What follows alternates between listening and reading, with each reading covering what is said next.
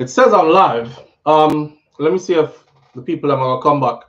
We have to kill the other live in order to get this live going. I don't know what just happened. I don't know what just happened. I just know say the live just shut down by itself. The whole camera thing disappeared. We'll give the people a minute to come back over here. Once we say like 100 people get back in, then we'll start over again. Or not gonna start over. We're actually gonna keep going. Um, on the first live. For those of you who are tuning in late, you're gonna miss the intro, morning thoughts, and it's the freaking weekend. All that we're gone past that already, long time. We've actually been on for hours now, so we're going into the second part of our live this morning. Great Goodies is back. Audrey Wright is back. Mel is back. Patricia Jackson is back. Welcome back. Uh, Let me put the call-in number on the screen. So that's 1-806-587-8953. Call in from WhatsApp is free anywhere in the world. All right, Sito. I'm going to pin this at the top of the chat. Pin message. And we're going to get back to it. See? Yeah. I don't know what happened just now. The whole camera just disappeared off the screen. The whole camera just disappeared off the screen, which I've never seen it done that before. That was a new thing I just saw. So we didn't miss it for a while, and we had to put it together. And I also had to make a new thumbnail to differentiate the first one from the second one. So I'm going to have to go back in on my editor, put a tube on it, and and I'm back now. All right? All right. Let me see. We're at 55. Soon as we get 100 people in here, I'm off. I'm gone, hitting the ground running. We were about to get into police killings in Jamaica and also the PNP, People's National Party Manifesto. We owe it to everybody to be balanced. See? So I'm not one of those Jamaicans who believe that I'm all for one party no matter what.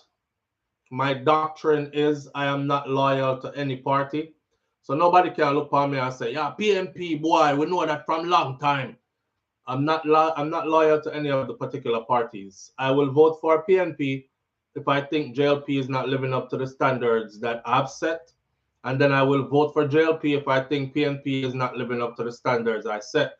I am not die-hearted for any of these parties. And I want my Jamaican people to stop being die-hearted for any of these parties. I'm leading you into the conversation where we're about to go with it.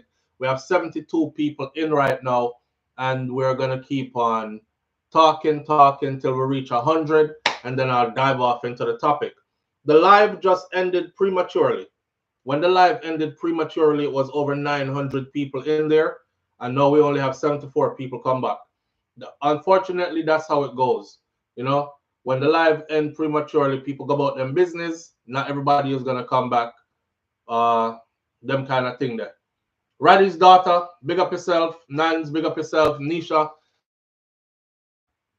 So we have a few back. All right. We're at 85. We'll soon reach 100. Once we reach the 100, I'll dive off. So I'm setting this up for where we're gonna take this. We did the JLP Manifesto. So we only owe it to the people to be balanced and do the PNP Manifesto, right? Their manifesto, if you don't know it, is now the election in Jamaica has been called for general elections to see if the Jamaica Labour Party and the Right Honorable Andrew Holness will continue to be our Prime Minister in Jamaica, or if we are going to change ship and start rolling with the People's National Party and Mark Golding at the head of that ship. And that election is set for September 3rd, which is not far away. With that said, the JLP has put out a manifesto, the PNP has put out a manifesto. It is basically a compiled body of work booklet that tells you what they are about and what they have done or what they are planning to do, right? If they are elected, and for JLP, if they are elected again. We painstakingly read through the JLP manifesto. I'm not going to be reading so much through the People's National Party manifesto as I am going to be playing parts of it so you can hear. The People's National Party manifesto is also available in Patois, which I wanted to ask my audience, do you think that that is a good idea? Do you think that's a good idea that they have the manifesto available in Patois? Or they should have kept it at the Queen's English? The RTV's 007 morning, thank you for being here. So, before we get into that, Jerome Pearson says, perfect way to split a 5-hour video in multiple videos. Is the universe or is it you? Jerome, I know me and the universe. For the first time, I've never seen it do this before. Live on the air with SouFLo, good morning. Morning, Michi. Morning, family, what going? The person I call it, but I want Clarendon, don't you? Right, that's all. Yes, man, I tell us your program turn up Michi. I mean, I tell you, years me I listen, you see. And I come from a place, you meet them, other from less, you know, less stuff, you can meet like you come from so many years. Yes, man, yes. Yes, man, so that's why people don't make nobody upset with Michi. The lady they figure just go and kill herself and go and listen to the program and don't take up on her head, don't. Yeah, not take it too serious. It's a family affair, same way, you see. Yes, man. Saying. But go on, you think Michi, I link you one come in a week or something, you know what it is, I want to be on it. You see? All right, my brother, manners. Yeah, man, blessed. I always feel good when I hear from people who come from which part me come from. You know what I say? Forward out of my place, same way. Because Jamaica little but it big. So you cannot talk to me from way over so and me don't know nothing about which part your side there.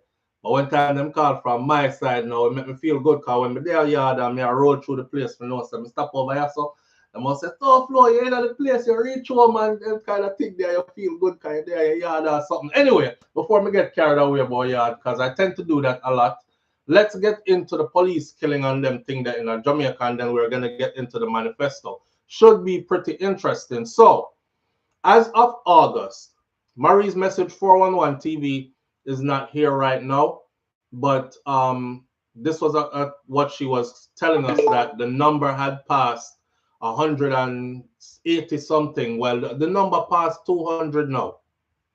As of August 14, 2025, the number of individuals that have been killed by Jamaican security forces or Jamaica Constabulary Force, police or soldier, since the beginning of the year has surpassed the 200 mark now.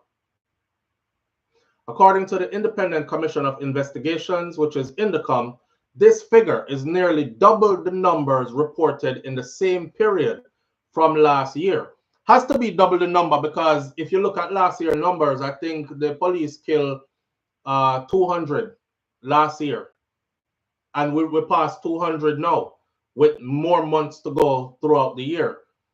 This figure is nearly double the number reported last year around this same time, representing a 93% increase in fatal police shootings in Jamaica. In August alone, just the month of August, there have been 11 reported killings by Jamaica Constabulary Force so far, just for the month of August. This rise in police killing has raised serious concerns from various human rights organizations, and the Independent Commission of Investigation, INDECOM as well, is concerned about what is going on. One of the major concerns that are highlighted by INDECOM is that the persistent failure to prioritize and implement the use of body-worn cameras by police officers in Jamaica, particularly during planned operations. In many instances, officers are alleging that individuals pointed a gun at them first. INDECOM is looking at this like, there's just a lot of people that's willing to point gun at the police all of a sudden, right? The story is always the same. They pointed a gun at us, we shoot them down, them dead. Move on, next person. but without video evidence or third-party witnesses, investigators face difficulty in verifying or justifying the use of lethal force. The increase in killings coincide with a rise in complaints of alleged misconduct, intimidation, and excessive force against police and prison officials. The people them a say, you know, them kill the youth never have no gun. The youth them a give a false report. We were here, we saw it. Other people are saying we can't talk because them we kill with too, because them a kill police, and you know, excessive force and the people being afraid to speak. So a coalition of civil society organizations also raised urgent concerns about Jamaica's human rights challenges, including inadequate access to justice and corruption. During the country's Universal Periodic Review before the United Nations Human Rights Council, the high number of killings has prompted renewed calls for the police accountability and reform. However, there have been concerns that prosecutions for police killings in Jamaica remain very rare, and investigations are frequently criticized for failing to meet the international standards, according to Amnesty International, not according to Jamaica, according to Amnesty International. In other words, then, it's very highly unlikely that the police officers who are doing these killings will be held accountable. The investigation into how the killing happened is very sparsely done, ran through, and not done to international standards. Most of the time, these police officers, whether them wrong or them right, them are gonna get away. So that is what we're facing right now. The exact number was not given here. It just says that the number has now passed 200. And that is for the amount of people that have been killed this year so far by police officers in Jamaica. Jerome Pearson says, everyone, this is a new live and you will have to hit the like again. Please pick up, fist up, and box up the like button. Nance, I hope you strangle the like button. Jero, big up yourself. Jero left a message for everybody. Him say, everyone, this is a new live. Because the live get cut off, so we'll do a new part. And you will have to hit the like button again. So please, kick up, fist up, and box up the like button. Nance, I hope you strangle the like button. He said, all right, sir. Anthony Vaz, thank you for being here this morning. Manners and respect. As we continue. All right, and with that said, now, just putting that piece of information out there, you know, we've been calling for the same thing. We've been calling for body cams for the longest. It's not to discredit our police officers. It's because we ourselves are Jamaicans, and we understand, say, what happened to one Jamaican can easily happen to us too. There's nothing that separates us from our brothers and sisters. So I don't want to be one of the people who wait till it reach on my doorstep, then me start ball out loud. Me a ball out too, because this does seem, as much as I've been calling over the years for the murder rate to be taken down, I cannot ignore the method that is being used to lower the murder rate. A lot of these people, some of them might be guilty of pointing a gun at police officer, but they can't tell me, say, over 200 people just so out of the blue just decide to me pick up gun and challenge police. Unless we just have something in the air in Jamaica where whole heap of people this year just feel suicidal, like this year me are dead, you know. I mean, know me are dead to me. I pick up gun and fire after police. Because you know, once you fire after the police, you're dead, right? Right. So with that said, we're taking that with a grain of salt and we're moving into the manifesto of the People's National Party. The manifesto of the People's National Party is, some of it is written, not written, but recorded in, some of it is recorded in Patois. And there are some people who are having a problem with it because they are saying it is not professional and it should have been done in just plain English or the Queen's English. And you know, when I first heard it, I said to myself, say, I don't know how to feel about this, because I don't know how the people are going to respond to this. Because you know, Jamaica still, some people highty-tighty, even the people who don't have nothing to be highty-tighty about. We want to be rich and famous, or rich and upper class so bad that lower middle class people pretend to be just that, right? So they'll cast criticism when, just take a listen to this. Every picnic are ready by the time they are 12. And by the time them catch 18, they feel upon them way for either get a skill, or up on business, or go study at university or college. And every big somebody feel upon them way for either add on the skill with them have already and get a decent work. Education and something that only certain people fi have. Education I want right and the machine for change the nation for better. Now, me playing that piece. I want to listen to the piece again, because there are more pieces here to be played. All right. Every picnic are ready by the time they are 12. And by the time them catch 18, they feel upon them way for either get a skill, or up on business, or go study at university or college. And every big so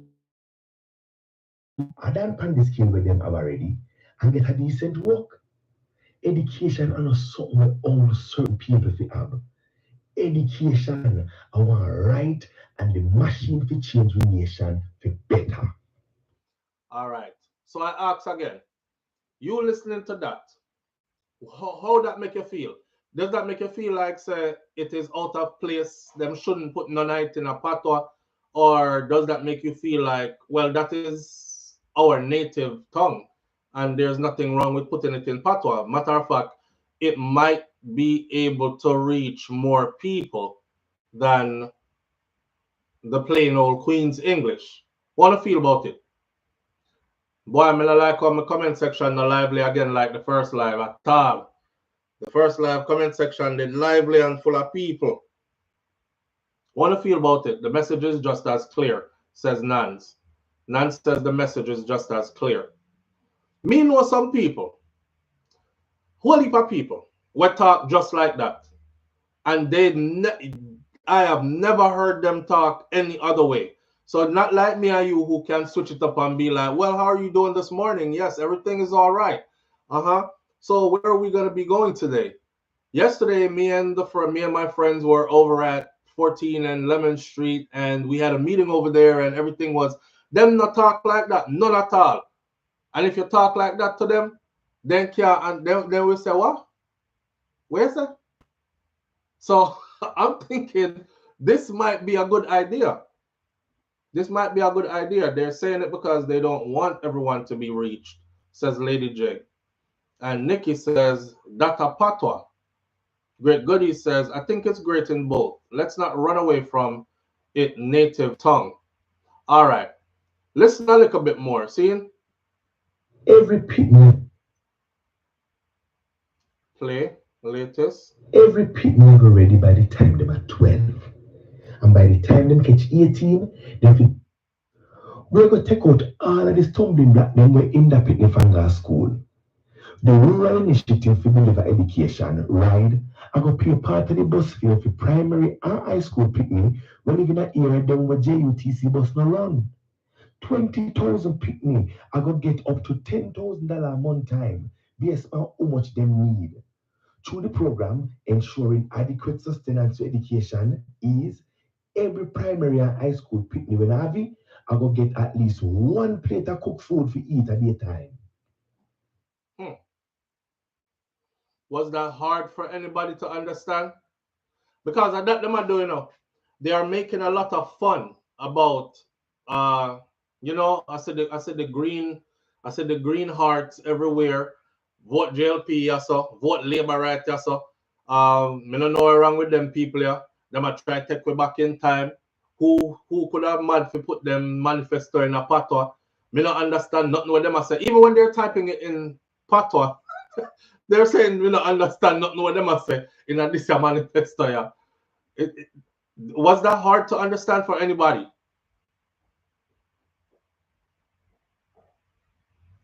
Nikki said, if you talk low, you get cuss. Yeah, because everybody emotions high right now, not true? And if you not vote for them party, then you is an enemy. Kaz Robinson says, I think it will reach the people that it needs to reach. That needs to. Or Donna Davis says, I think you can get across with people with patois. And Mel says, I love it. My parents and grandparents did not allow us to speak it, but they found comfort in hearing it when they met strangers out the road. And I'm for the messaging. All right. Let me jump on this call real quick. Live on the air with SouFLo. Good morning. Live on the air with SouFLo. Good morning. Good morning, SouFLo. I'm calling from. Oh, you gotta turn down what you're. Okay, can you hear me? Yeah, but what you're watching us on, if you could turn the volume down on that. Okay. Because that's. Is that any better? Yes, you're clear. Okay. Good afternoon from the UK. Good morning to you. Same to you. I just wanted to say it's very good that Jamaica has recognized the need to be able to communicate to all its citizens in their preferred language. It has been recognized in the UK. We've even got patois interpreters in the UK. Wow. So I'm so pleased that my motherland has actually embraced the fact that we do have our own language. Awesome. Awesome. Yeah, I'm feeling the same way. Exactly so. Enough of the exclusion. Everybody should be communicated in a style and format that they can understand. That they can understand. Absolutely. You know, a lot of the times the Prime Minister and our leaders, they get up there, especially the Prime Minister, they get up there and they speak and they do these long speeches. And when the Minister of National Security does it, Minister of Health and Wellness, Dr. Christopher Tufton does it, they use jargons and words and terms that I am absolutely sure that a lot of our people are not able to understand. And you know, the great Marcus Garvey said, if you're going to talk to a group of people, you have to talk to them in a language that they understand. Otherwise, it's best you just stay home and talk to yourself. So I don't know if it was out of not caring if they understand or making them feel inferior to you because you're the suit and tie that knows these big words and you seem so superior. I don't know which one it is, but it always did something to me that knowing that a lot of the people who are listening didn't understand what was being said to them. So yeah, I'm for one happy to see it was by SouFLo, it was by design to exclude people, to make themselves feel superior. And if you challenge them to actually explain in a more simpler format, they themselves wouldn't be able to articulate. They've learned a new word and they feel braggadocious by using the new word. It was designed to make the general population feel inferior. Which is exactly how I've always felt. Exactly. Exactly. Yeah, you're on point. I appreciate that. Thank you. Bless you. I'll let you go now. All right, my friend. Have a good one, yes? And you. Take care. Bye-bye. Bye-bye.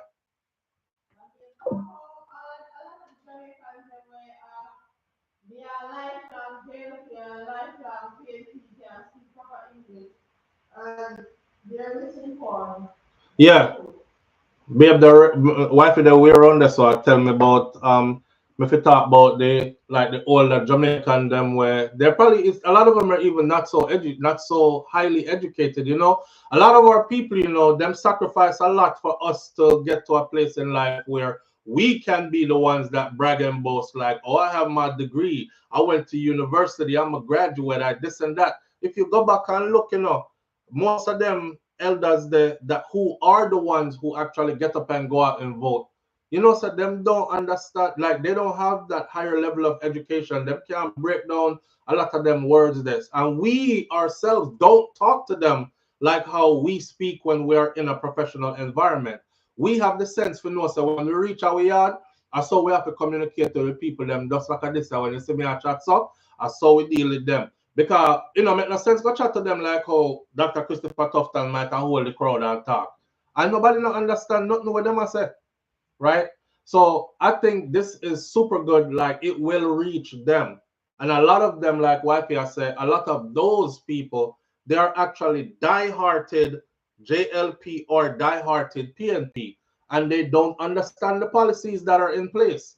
Them literally get up and vote against themselves because they're not able to decipher what was being said by their favorite politician or their favorite political leaders.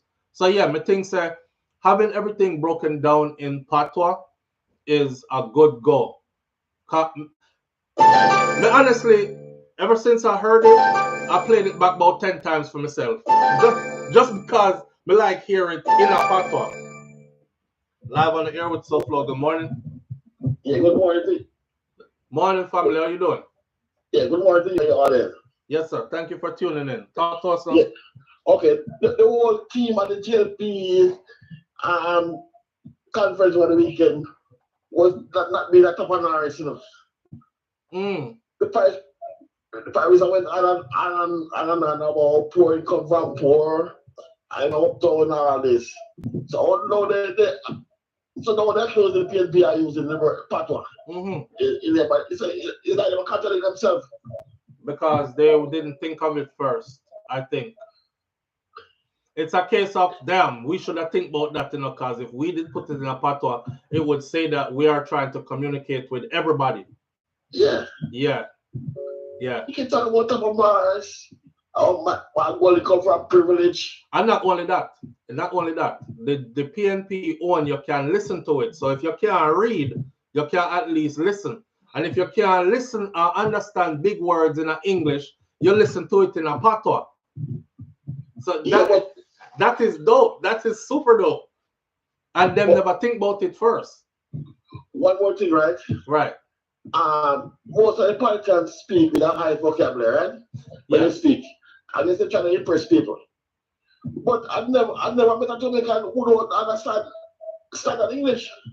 They might not speak it, but understand it. Yeah, I've met a lot of Jamaicans who understand standard English, but not when you start to use certain words and certain terminology and phrases like they do. Yeah. We can pull up one of them speech right now and read through it for you, and so after a while it starts to sound like frigid and foolishness. Because you really have to go pause it and go pick up a dictionary or start ask Google or Siri something. And they didn't know how to do it. So because English is our standard language, it doesn't mean that everybody has mastered English. There are a lot who haven't. I could speak English in school. Yeah. I mean Patois. Yeah. When I was going to school, I couldn't speak Patois. Yes, Patois wasn't a part of our school curriculum. It wasn't. But they made sure that English was. However, a Patois depend on the ground. When we with community and even if we parents did I try behind the tight and say them no want you speak it in the house. Because I don't want you chat so bad when you go out the road. You know, I don't want you speaking like that. It's so terrible. It's Boogie Yagas alone talk like that, you know. And you know, even if they were that type, when you leave the house, still Patois did meet you out the road. So between home and school, it was Patois. And in most households, it is Patois. Yeah, man.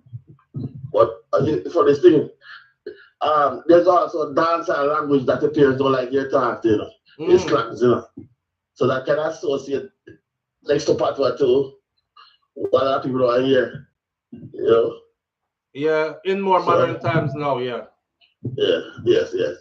All right, great show. All right, my brother. Manners. All right, go. All right.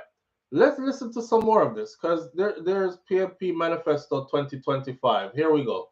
Boom. Follow that. Latest episodes. So I'm going to tell you all where to find it, right? It can be found at, is the PNP.org. Just go to pnp.org if you want to listen to the manifesto.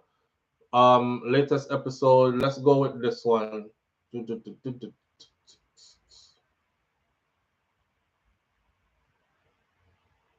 And not all of it is in Patois either.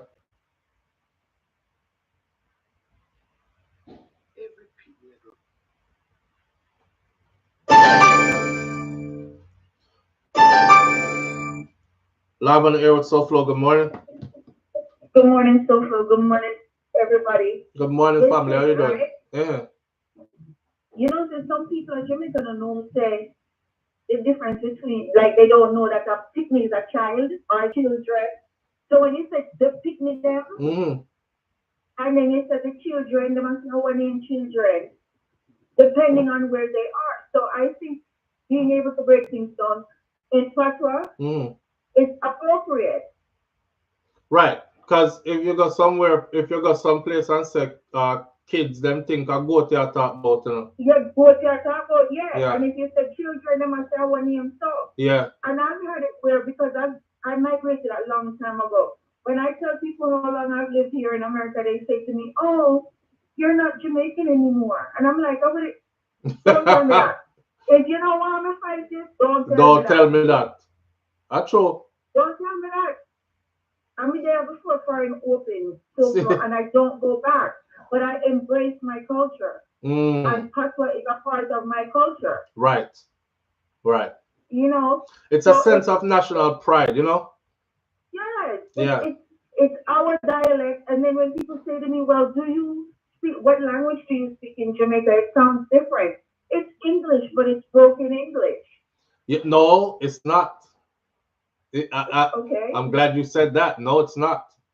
Patois in its true form is if you see the Europeanized version of Patois, when they round up the words and stuff, we call that uptown Patois. And uptown Patois is English broken. If you get if you go down in a real Patois, it is a completely different language. It is mixed with, it has a lot of Akan in it, African tongues, as well as Spanish and English, because we were under those rules or those rulership before. So what had happened was our foreparents, right?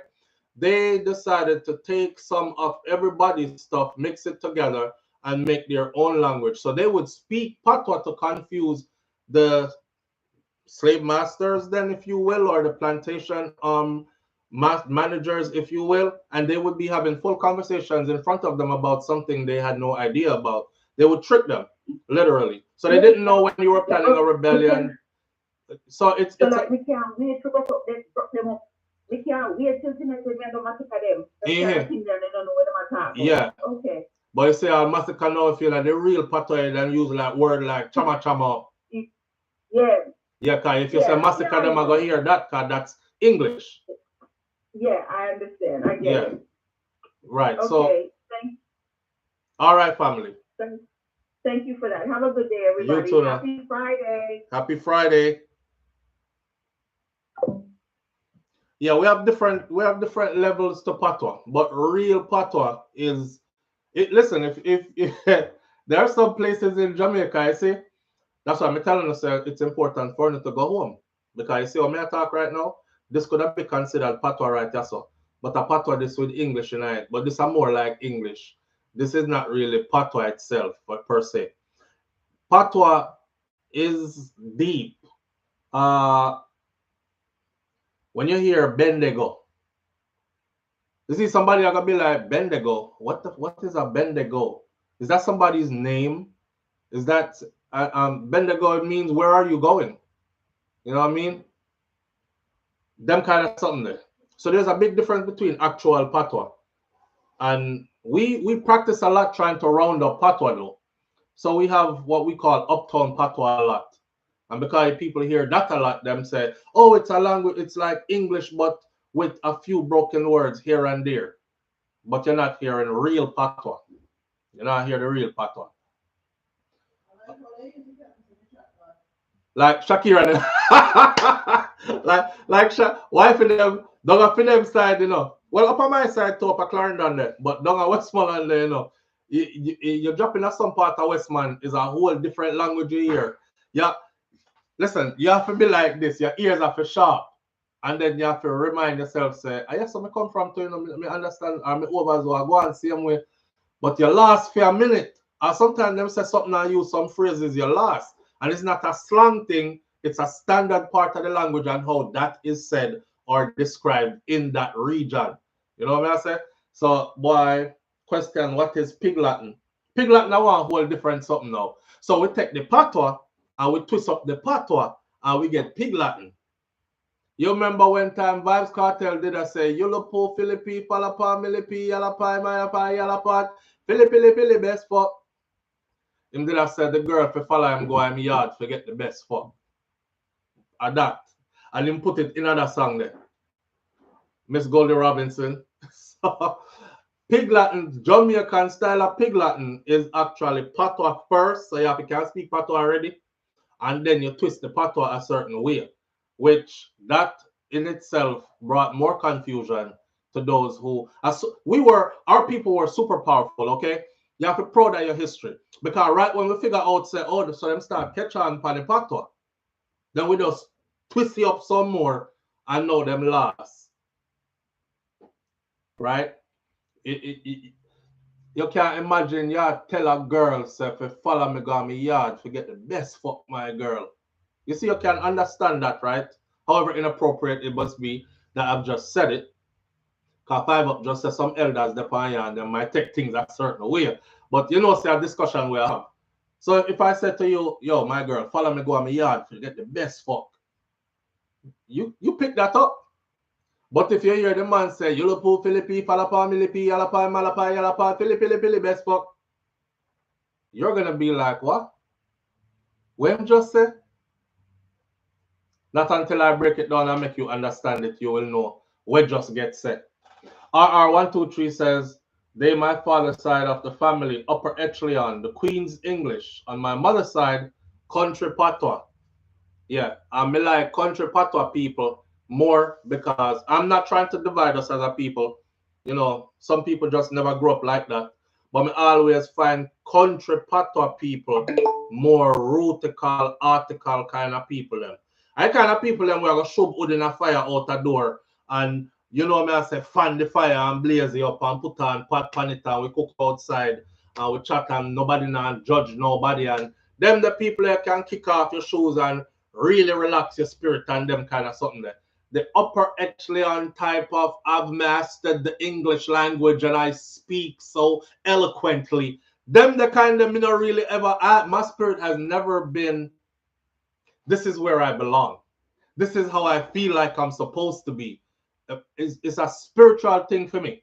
I mean, never feel like that. I can go in that circle thanks to being sent to good schools and being well read and well studied and all these things. But me feel more natural with the country patois there.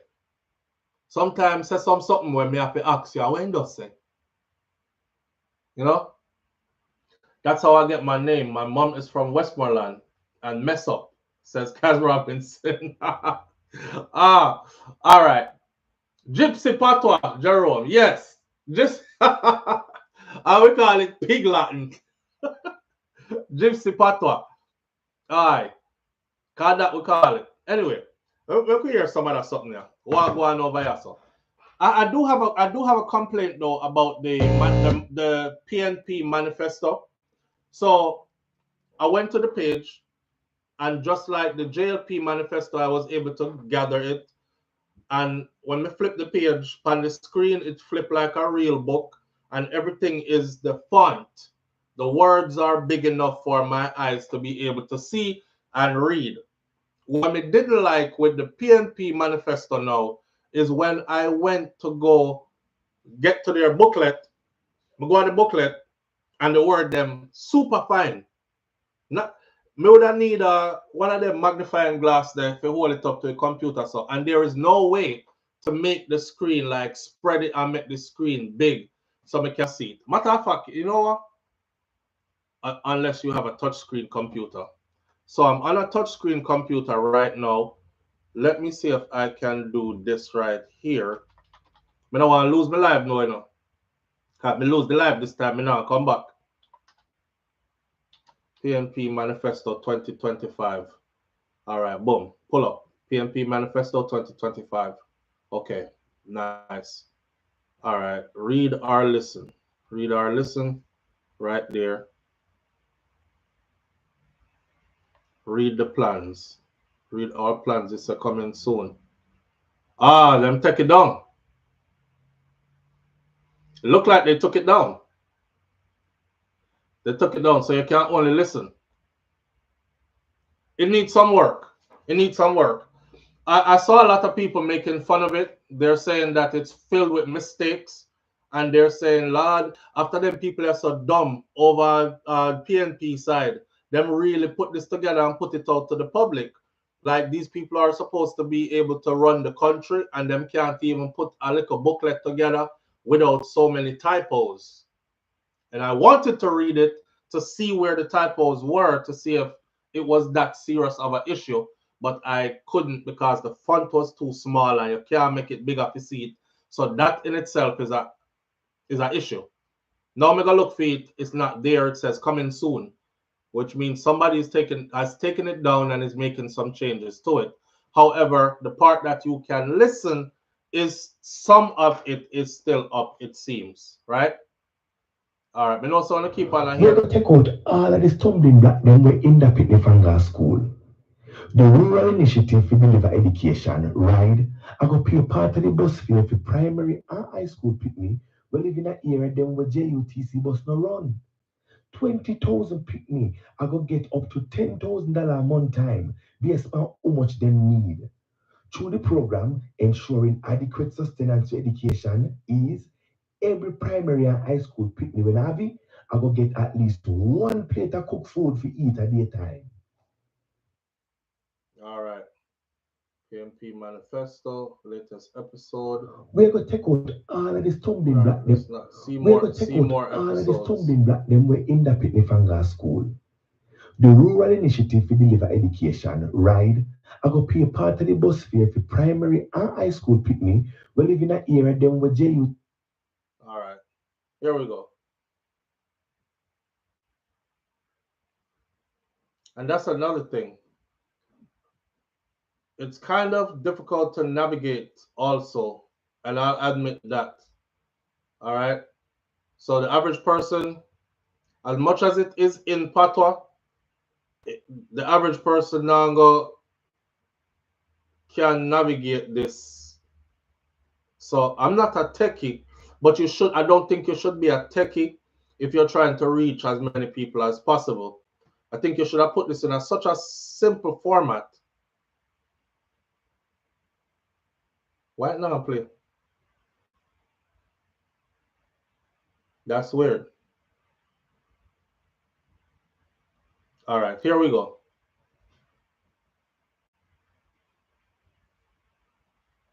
We're going to take out all of the stumbling block them we're in. All right, we're going to go to our next one now. You see, I try to work with the site, you know.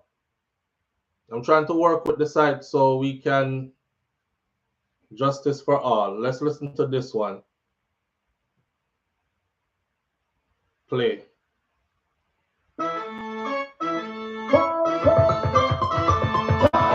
Be a better Jamaica, secure your future. Time come for a better life, so let's come together and make things right. J, justice for all. Justice is a foundation of a fair and united Jamaica. It is more than courtrooms and law books. It is making sure every Jamaican in every parish can access justice without fear or favor. A PNP government will rebuild trust by making sure our justice system is faster, more transparent, and closer to the people it serves. We will complete Jamaica's journey to full sovereignty. We will replace the British monarch with a Jamaican president who is chosen by and accountable to the people. And we will make the Caribbean Court of Justice our final court of appeal. So the highest judgments that affect Jamaicans are made in our region. Ross Clot. Let me pause. Because I'm not too sure say that no want neither. Me need to listen to some of this with me now. Me not too sure say that me want to know. Because the Vybz Kartel trial taught me something about the Jamaica judiciary system. I'm not sure. I know a lot of people were saying we still want the under slave master rule. But guess what? It look like the people them were are descendants of slave master, like they are flexing better than our people them. So the question of the day is, where you say, babe, make it stay away there? Now, the only thing I would have a problem with as far as Privy Council goes is, why should it cost so much to go to the Privy Council? Because I know everybody have whole heap of money to fight a case go all the way up a Privy Council. It took Vybz Kartel them millions of dollars to go up there, and we're talking millions of foreign dollars to go up there, US dollars. So if it takes that much to go there, then it is inaccessible anyways to majority of Jamaicans, right? However, are we able to have a court system that we can trust, that won't judge somebody based on how you look, based on how you speak, based on which community you come from, but they would look at the case itself and look at what can be proven in court versus what was not proven? Because of that we need, you know. Be impartial. As Diva said, me don't want that neither, because JA justice system very corrupt. Mel says they don't want egg in their faces ever again. So them are gonna run from, and that me no like. They don't want egg in their faces ever again. So when them are gonna carry we go one place which part them can't do anything them want to do with we, just because them can say that is ours and that is truly independent. Me would rather stay up on the slave master grand picking them until them can fix it right at Jamaica. You know, we have a saying, and we've learned this now: not all skin folk is kin folk, if you know what I mean. So for the Jamaicans them who are thinking we can run everything better than anybody else, I will encourage you know to pay proper attention to what is going on. Chris H UK tuned in says it's across the board. The whole world gone to shit. LOL. Yeah, me no know about that. I could keep on listening. I'm all for it, because I was disappointed to find out that we are not truly independent, and that's exactly the marker that I use, because I say how we can be truly independent and we still depend on England law lords to run our show. Live on the air with SouFLo. Good morning. Morning, SouFLo. Morning, family. I'm saying though, the Caribbean Court of Justice is not located in Jamaica, right? Either. Right. So it is more accessible to a lot more people who are not able to afford the privilege. Is something wrong with your phone? Hello? Hello? Come the caller, man. You did say some good things just now, you know. All right. The Caribbean Court of Justice. The Caribbean Court of Justice convened ceremonial sitting to pay tribute to Honorable blah, blah, blah. Which part them located? View live recorded letters, recent judgments. They're set up like the Privy Council. Live on the air with SouFLo. Good morning. Morning. I realize that your phone is not working properly, SouFLo. I don't think it's my phone, you know. Your phone. All right. Well, I'm trying to say the Caribbean Court of Justice is not located in Jamaica. Where it is located, it will be more accessible to more people. It is located in Trinidad. Exactly. So it won't be as costly to get your case heard like it would be costly to go to the Privy Council. Wait, but hold on. Trinidad, listen, you know, I'm not for dividing our people, but because I always say on the people level, Trinidad, we good. Our brother and sister them there. But on the political level, judicial level, aristocratic level, Trinidad and Jamaica, no sir.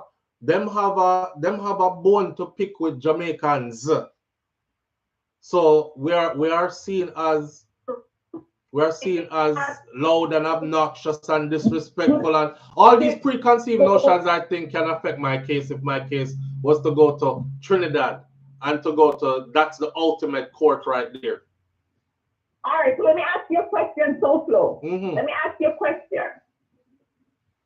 Wouldn't you rather to take your chance knowing that you can afford that than you sit here and just can't afford to go to the Privy Council at all? Yeah, but why make it that bad for us though? Why make it that bad for us? Because taking a chance. How do we know that we're not going to get a fair trial though? How do we know that? Well, your life is too much to gamble with, right? So listen, it shouldn't be about taking a chance. It should be about a judicial process that runs like a well-oiled machine. I understand your point, but there's a lot of people who will not be able to get a fair trial because they cannot go to the Privy Council. Their case probably would not even be heard. How do we give those people justice then? Because they can't afford the Privy Council. Okay. So what if they go to right? What if they go to Trinidad, right? And preconceived notions play a role in deciding their case, and they're shut down. I don't think so. You don't think so? We don't know when they'll go. I don't think so, SouFLo. Man, listen, I just like the transparency of the Privy Council, and the Privy Council, like, they attack a case with no dog in the fight kind of thing. Let's look strictly. Let's look strictly at afford it though, SouFLo. How much people you have to look at affordability for the people. I understand that. I completely understand that, and I get that. Everybody is not in a Vybz Kartel position to be able to afford that. Absolutely, you're absolutely right. So we have to consider our people who can't even find a part, not even a portion of that money to take it there. True. How do we give those people justice or take them in front of the court? Oh, why can't we have our own? No, you know, that is our next one. We can't have our own because our own is messed up real bad. You see what's going on right now, even with the PM. Yes. Even with the PM right now. Yeah, and that's bad in itself, right? Because we can't have our look own. What's going on with the Prime Minister right here in the court? Everything is for them do it. You see, I have a problem with all of this. I do. Is there any way that we can we have to. You see, we're scared of the unknown, and I understand that we're scared of the unknown. I wouldn't even call it the unknown, because it's something we've always known. Is there a? Isn't that one of the promises that Andrew Otis had made? It is. And then he came back and said, the PNP are the ones who are stopping it from happening because they don't want us to reach true sovereignty. Well, the truth of the matter is the People's National Party ruler, our leader, is asking Andrew Holness to clarify before he signs off on it. Where are we going with this? Give me the exact place where our ultimate court is going to be. And he's not able to do that. So he's not saying, well, it's still going to be in the UK, or it's going to be XYZ. So that's why the People's National Party have not signed off on it yet. But that was one of the promises and from one thing I want Andrew. to say regarding the manifesto, I think it's a good idea. It's not going to be perfect because remember, they just launched it. It's the first time it's ever been done. So it's not going to be perfect yet. They might improve it as they go by. It's good for the visually impaired, people who can't see to read. Right. Oh, which one you're talking about? I think they might improve it as they go along day to day. Oh, for the site? No, and for the audio where people can hear it. I think they might, if people start to reach out to them, they might start to improve it a little more, make it a little more. Yes, it looks like they're working on it, because the part that I was going to show the audience. Spotify too. Yeah. Podcast. Yeah, so it's new, so they got to work on it to improve it a little better. Well, hear what? Today is the 15th of August, right? We're literally 2 weeks away from the election. So whatever, improve it a little bit more, they need to double down and do that now. At least we have something to listen to. We don't have nothing from the jail team. We don't have no manifesto from them, and that's 2 weeks away from the election.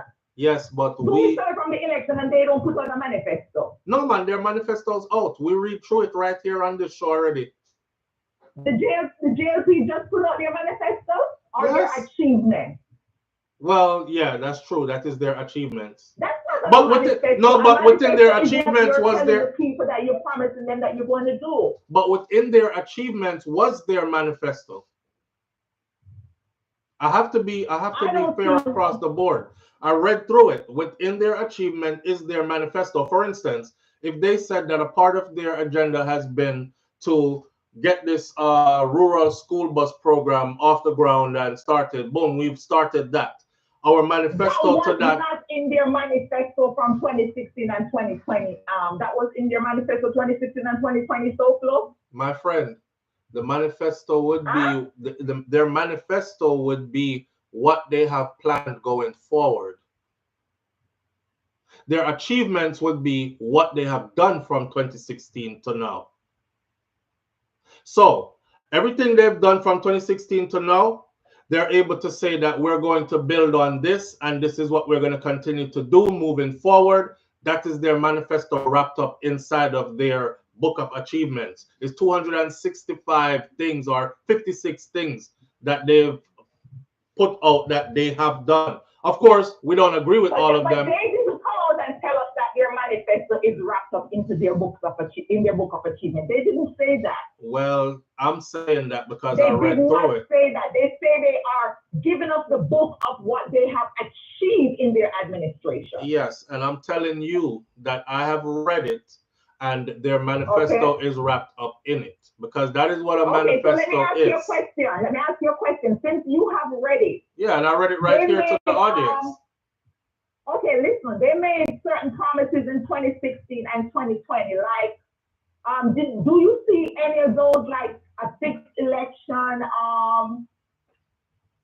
What there was something again, I forgot what they put in there. But did you see a fixed election in their manifesto, like in this one that you said the achievement been as part of their accomplishment? No, I only saw where he said in there that he understands that some promises were made that were not kept, and everything is not perfect, like the fixed date for an election and some other things. But moving forward, we're working to make these things a reality, blah, blah, blah. Okay, so you could basically call it their unofficial manifesto then. So if they're going to put out another a manifesto besides that book of achievements, put out another one. If they're going to put out a manifesto besides that book of achievements, I guarantee you that it is going to be on them repeating what was in that book and saying that they're going to continue to build more on it, because that's what I got from the book. Oh, okay. That's what I'm saying. All right. All right. Okay, thank you. All right, family. Yeah, they never had to officially say. Remember, I know people, I already told you, if I was going to vote for this election, I would have voted PNP. Straight up. I'm not afraid to say it. Because if PNP get in there and then frig themselves the next election, you would easily see me say, I'm voting JLP back into power. Get PNP the hell up out of here. I'm trying to foster this idea among my Jamaican people that we need to stop with this partisan thing and this die-heartedness to this one side. Make them work. This job is a job that is supposed to be measured by what you have done. These promises you have made that you ran your campaign on, that got us to elect you, show us when you achieve that. And if you haven't, by next election come around, we don't want to hear about give me no next term, let me do it, man. It did not take too hard for the first one. And the next, give me a third term now. So me I gotta do it. No, you have one term to do it.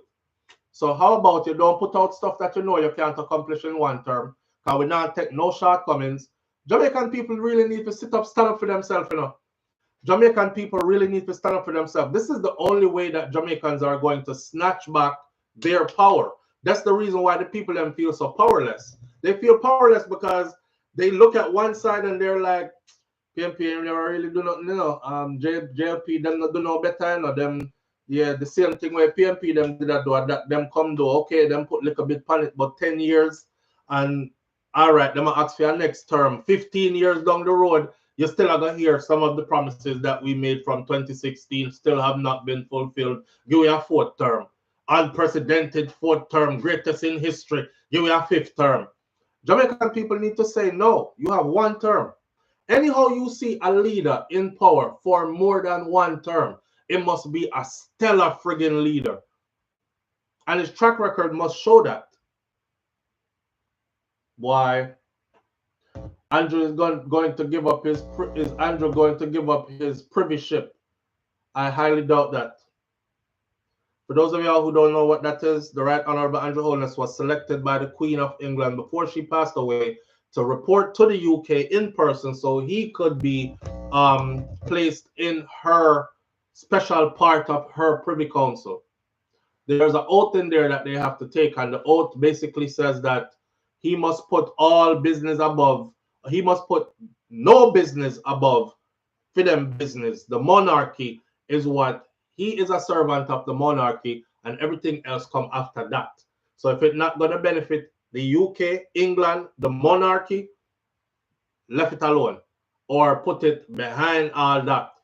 So it's like, it's swearing of allegiance. It's a swearing of an allegiance. So he has sworn allegiance to the monarchy. That's why I was asking, how is he going to separate us from the monarchy when he just went and became a part of the Queen's Privy Council, which is now the King's Privy Council?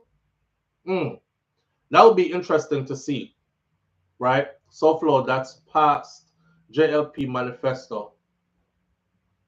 Huh? That's past JLP Manifesto. I don't know where I put JLP didn't put out one yet. Oh, great goodies. I wasn't reading from a JLP Manifesto. I was reading from JLP's Book of Accomplishments. But I'm saying, in their Book of Accomplishments, this is for great goodies. I wasn't reading from a past manifesto. I was reading from their Book of Accomplishments.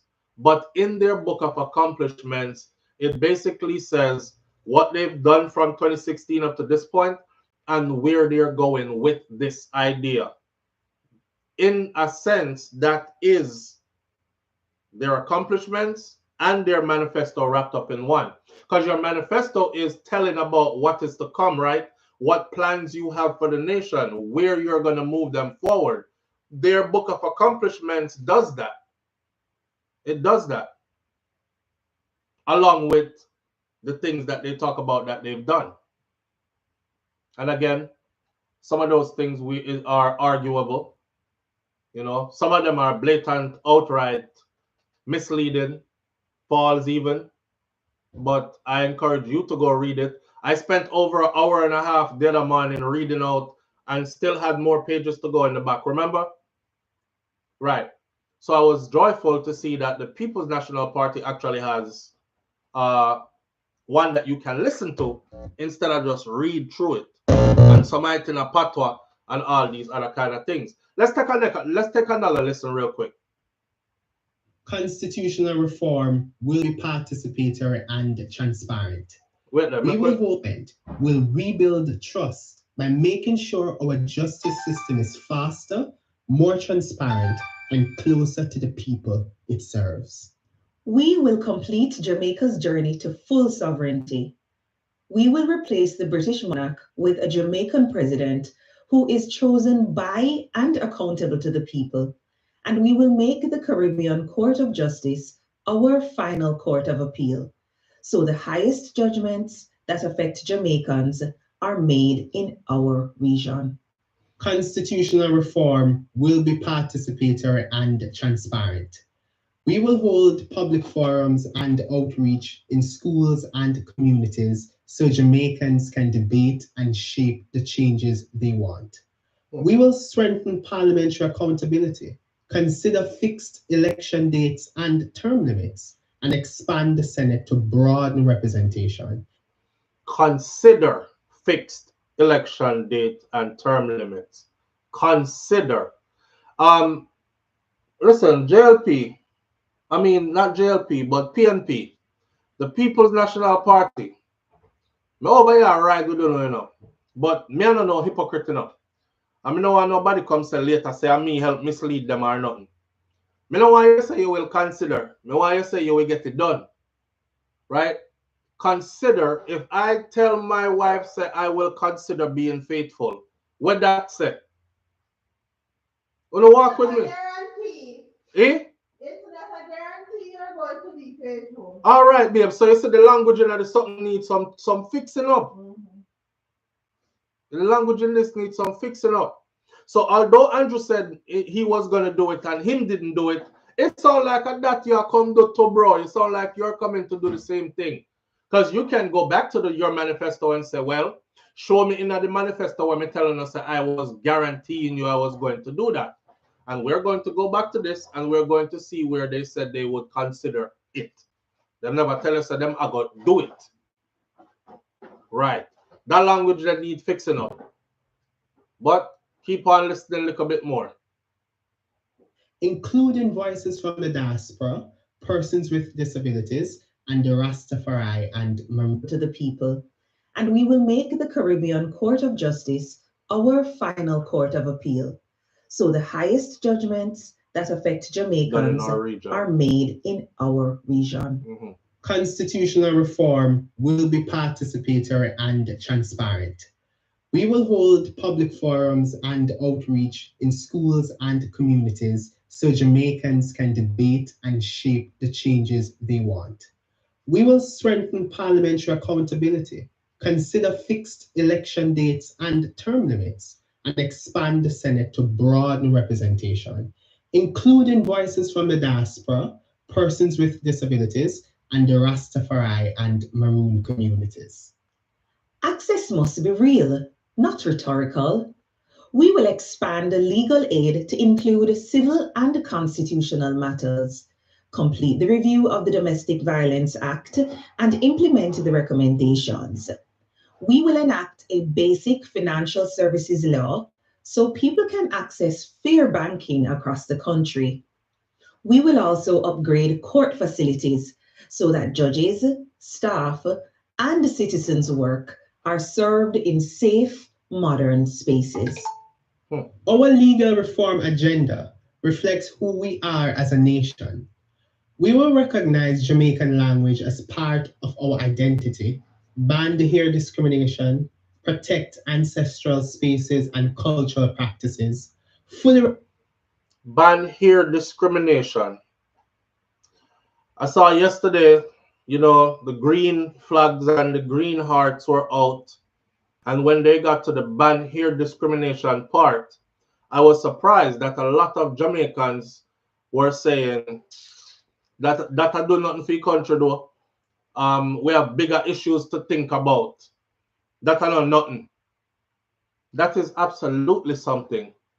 I am absolutely surprised that up until today, natural hair is an issue, especially in Jamaica, right? That's why I tell everybody all the time, so them no love Rasta. The establishment that is do not love Rasta. If Bob Marley had a normal haircut, Bob Marley would have been given the whole national hero title a long time ago. The same way how that hair upon him head, the Rasta hair upon him head, Not even him ideology so much, because His Imperial Majesty Emperor Haile Selassie I don't have dreadlocks like that. And he is who he is. And leaders of many nations went and bowed down before him. But Bob Marley in Jamaica could have never be considered under them as a national hero for simply the dreadlocks. That's it. So here to this day is a big thing in Jamaica. And you can't go certain places looking certain way, and you won't be able to go through certain doors looking certain way. Not because you see Damian Crawford. Damian Crawford. How many Damian Crawfords do we have? Right? You are in schools. Our children can't go to school with their natural hair looking certain way either. But nobody complain if the little girl here cream out and our scalp bun up under the cream. Nobody complain about that, you know. But natural hair, you have to go do something about that. So if you think that's not a problem, then me don't know what to tell you. You understand? So for them to even address that, that's a big issue. We've ran quite a few stories out of Jamaica where children were sent out of schools and they were being ridiculed by staff members from schools because of the child's hair. Like the most recent one was a little girl who had dreadlocks, and her mommy had dreadlocks, and her daddy have dreadlocks, and the school was in an uproar about it, like she can't come back there unless them do something about her hair. And I was saying they're not saying anything about the little girls who then perm out them hair and send them go to school. She is in a natural hair style. It is her God-given hair growing out of her scalp, and they have a problem with it. So stop lying to yourself and talk about that's not no problem. Nobody don't worry about hair. You can we just skip past that because we have bigger issues. Nothing is more demeaning than somebody make you have to shave yourself and shape up yourself how you don't want to against your natural being. I want to talk about grooming, you know, because the little girl, there's a difference between grooming and actually making yourself look completely different from what you are. I'm talking about not grooming. I'm talking about get rid of that hair there. Because we don't want the hair texture alone bother me. That's what your superiors are saying. So the hair thing is a big deal for we. Right? All right. The Virgos, you should be able to wear our natural hair in any Caribbean island.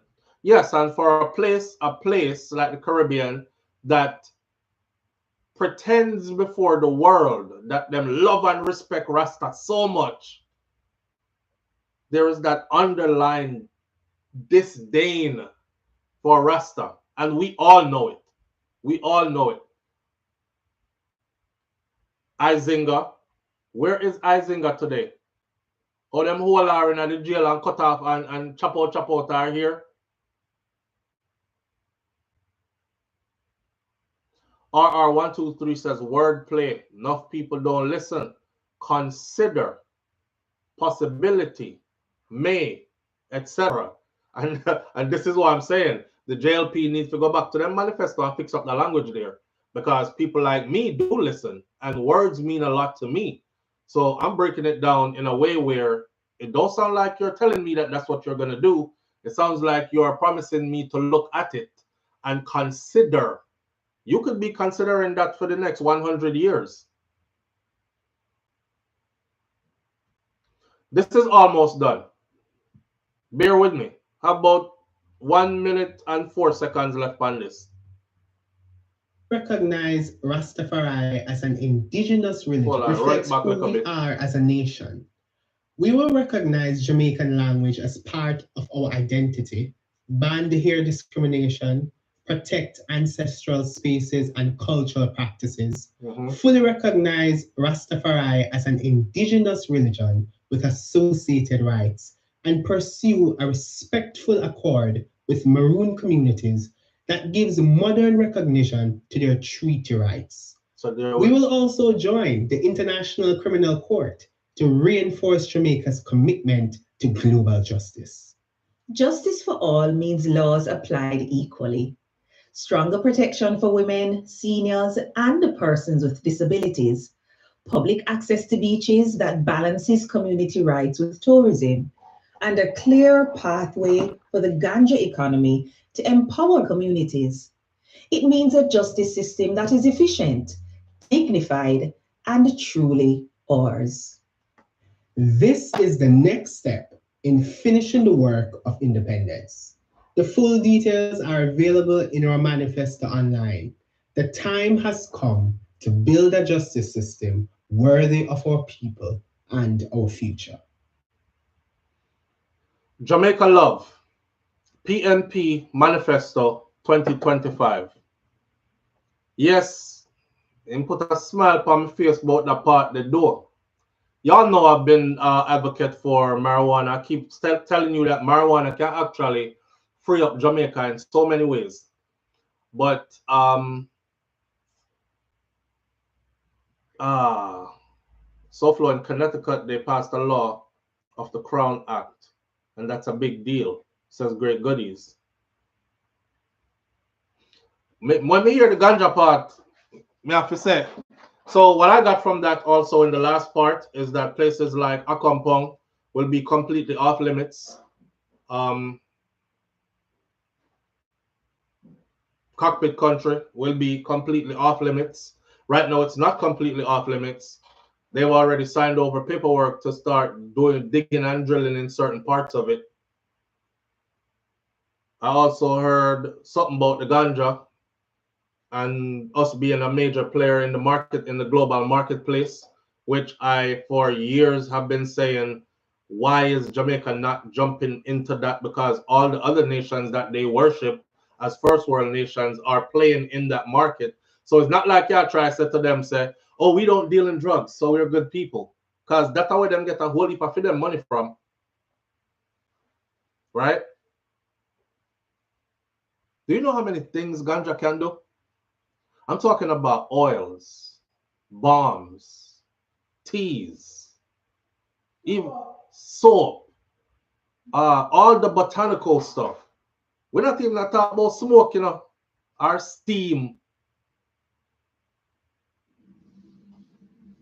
RR123 says, we don't want Trinidad. In Kartel case, they argued a case similar in Trinidad that the judge disregarded the rights and was able to use his own judgment, which is when the Whigs said no violations.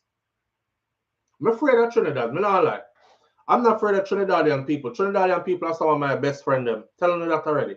My mentor, my person who taught me so much as growing into manhood is a Trinidadian by the name of Vernon. Him have a barbershop, beauty salon. You can go check it. It's still there, right there in Brooklyn, union between Bedford and Franklin Ave. It's called Vernon is Here, right?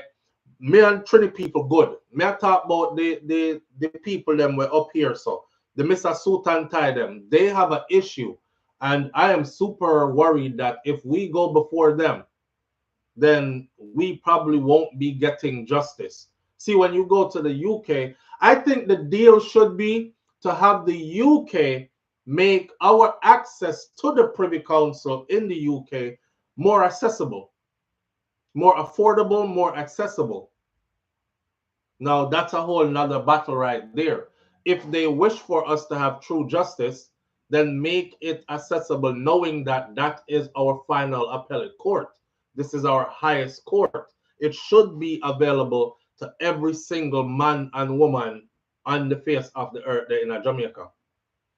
So, help with health issues, sickle cell, please hit the thumbs up button. Big up yourself. I appreciate you for that. RR123 said, please hit the thumbs up button. There's no charge for it. Some of them like this. I wonder if. Anyway, listen. I encourage you, because I'm not going to go through it, but I promise you what I will do is I will listen on my own time to everything that is in this manifesto. I like the fact that I can just listen to it. I like the fact that some of it is in Patois. I will definitely listen to all of it this weekend.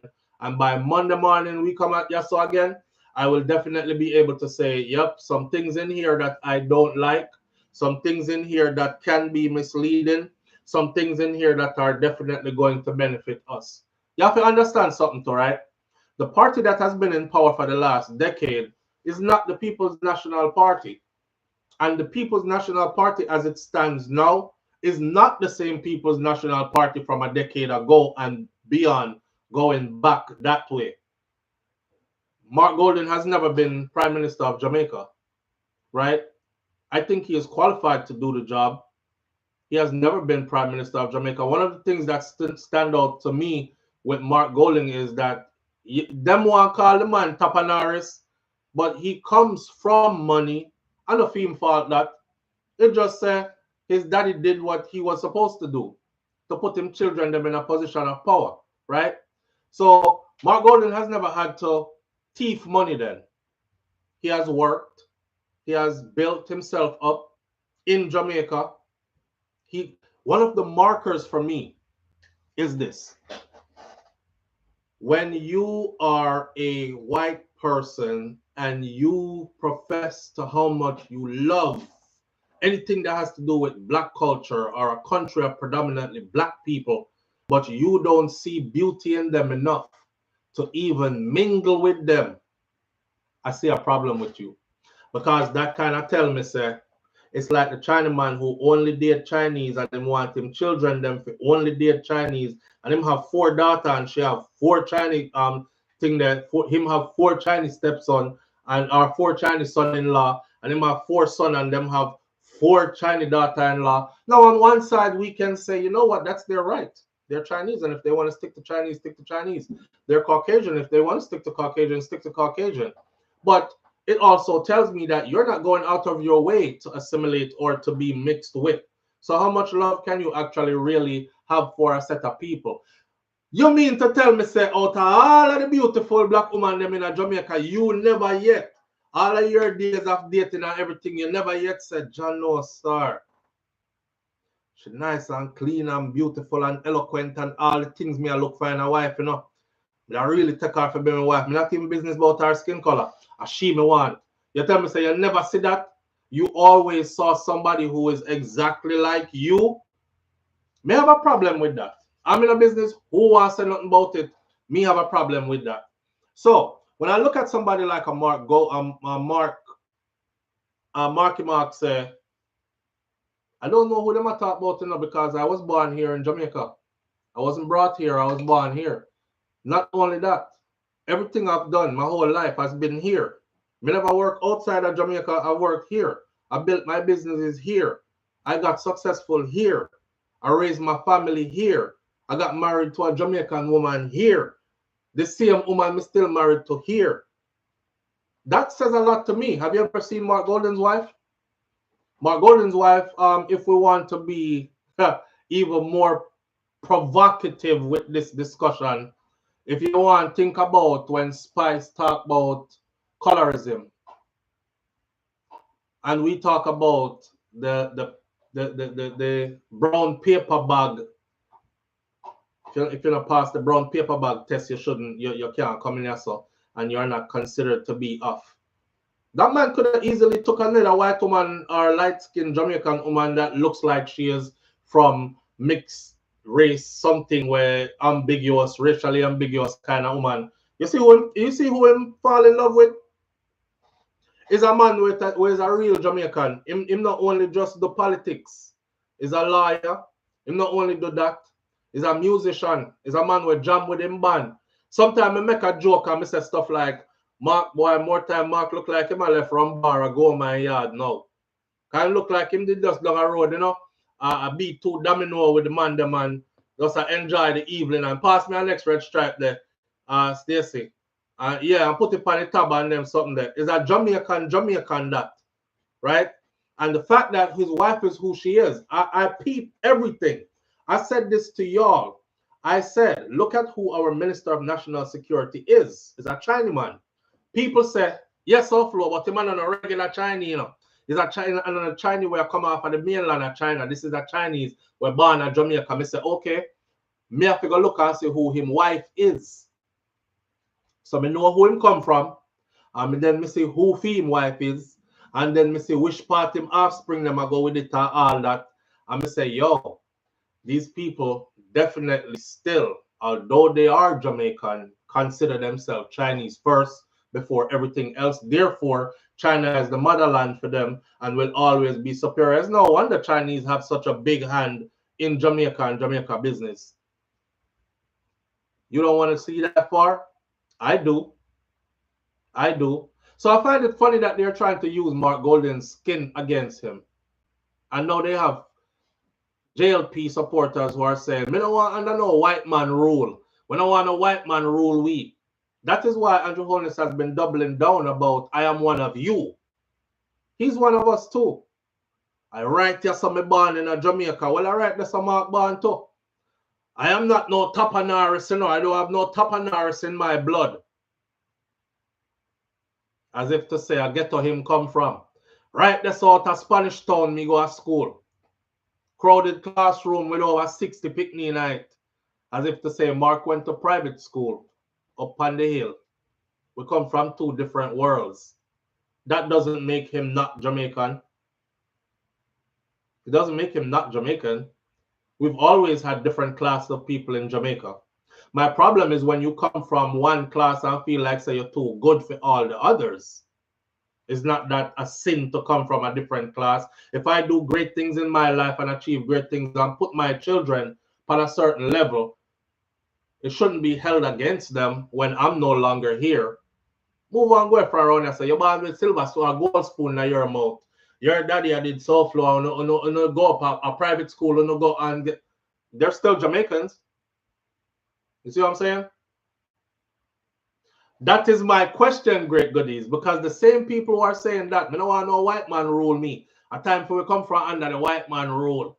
White boy, mark him, can go back to England. I've had to correct some of these people. Go back to England, he's Jamaican. What the fuck? He's Jamaican. It's kind of like DJ Khaled. I'm going to give you an example, right? They're beating DJ Khaled right now. Hear them. They're putting pictures up about him. He's the fattest Palestinian on the face of the earth.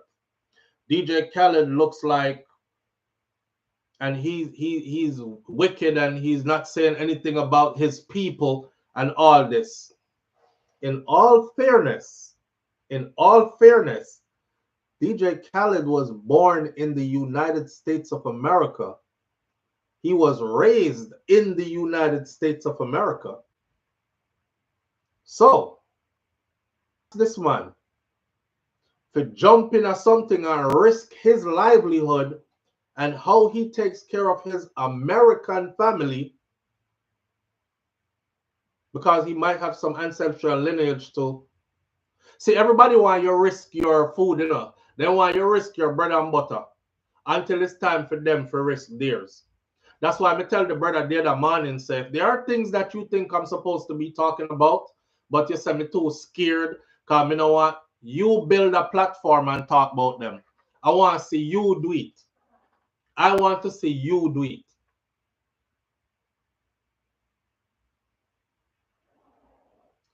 RR123 said everything that can free up Jamaica sell out. Every time I walk in Fairway and see 49 different coffee beans from around the world, Blue Mountain Coffee is the highest, $99.99. Imagine if Jamaica was getting even 10%. The PM keep telling Jamaicans where him coming from, and him can't tell the Jamaican people where him get the riches from and all his money from. The man say him build himself up from nothing. Him buy 2 taxi and put them on. Him buy 2 taxi, put them on the road. Yo, when you hear me, man, leg of me shut. Leg of me shut. The Integrity Commission is still trying to work with this man to verify his, stuff, and them can't do it because instead of the man just be honest with them. That's something about Mark Golden, that when he said that, Mark Golden says, I don't have to misappropriate funds. I have my own, money basically. So for every single year that I have been in politics, I have been able to have my stuff certified with no problem. This is somebody that is forthcoming.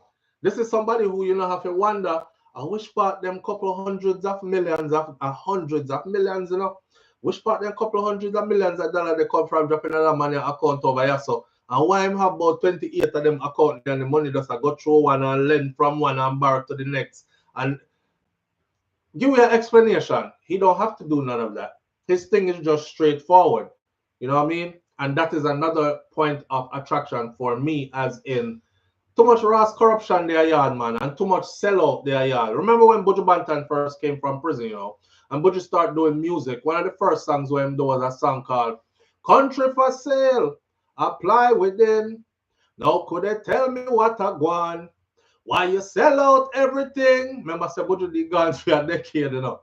So when him come back and him see how the place are running, he must say, Bumbo clot. Like everything sell out, dog. Like we not own none of report them. I lie. Wait there. So we not own none of airport them neither. I lie. Wait there.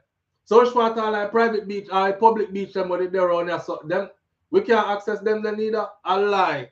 Yes. That's why he went and made that song. Now speaking of Buju in saying this, I want to close off the political part by saying this. Where are the celebrities who were in support of the People's National Party? Because I say Massacre and Andrew Holness, and you know Massacre is an artist where it's very popular right now, and I don't know if him a flex JLP, he's probably not, or he's probably deciding to remain neutral. But seeing him in the green, shaking hands with the Prime Minister, regardless of what the occasion was, and then theme music is being used as walkout music by the Prime Minister, it's easy for those who are his fans to align themselves. One side to the land side, you know, so the crux I say green. JLP it is. You don't know the thing go already. And then you see Mr. Vegas I jump up and down on stage for them and doing their performances and whatnot, right? Where are the stars? Have they abandoned the People's National Party? I know Vybz Kartel said along the lines of he put a foot forward, but him take the foot back, you know, because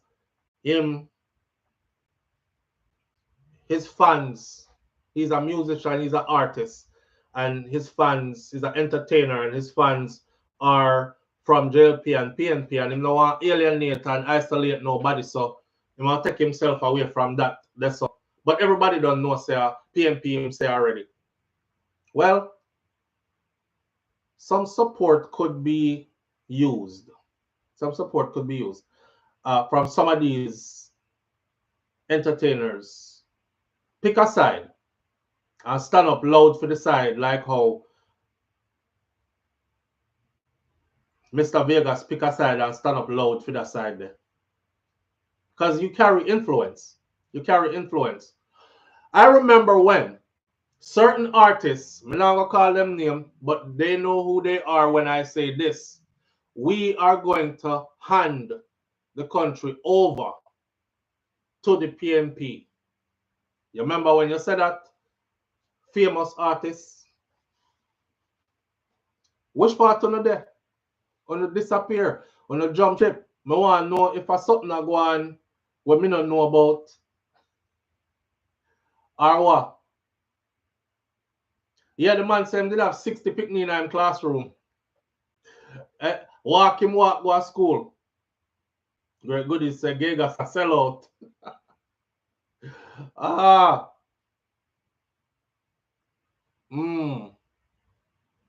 But you know, Kaz, if he wanted his papers to fly out, he would have been on JLP side. Because it's what the lady name again? She's like Minister of Music and Entertainment and something like that. Babsy Olivia Grange. As she cleared the way for some of them entertainers here. Yes, Miss Babsy. Manners and respect to her, regardless of political, whatever. She said she's the one who cleared the way for some of them to get them papers. Great things you see happening now, to include people like the Great Bounty Killer and them, to be able to be on the flyout again. So if Kartel didn't want him papers and it had to come through them, it would have been a JLP switch for him. He die-heartedly came out orange rag, political times, and, you know, stated and even showed up to a rally where he said he was there to support ISAT, but you were still at the rally and you've been oranging all along. But not just him. Where are the others? Where are the others? Where some I want to tell Mark to check it out.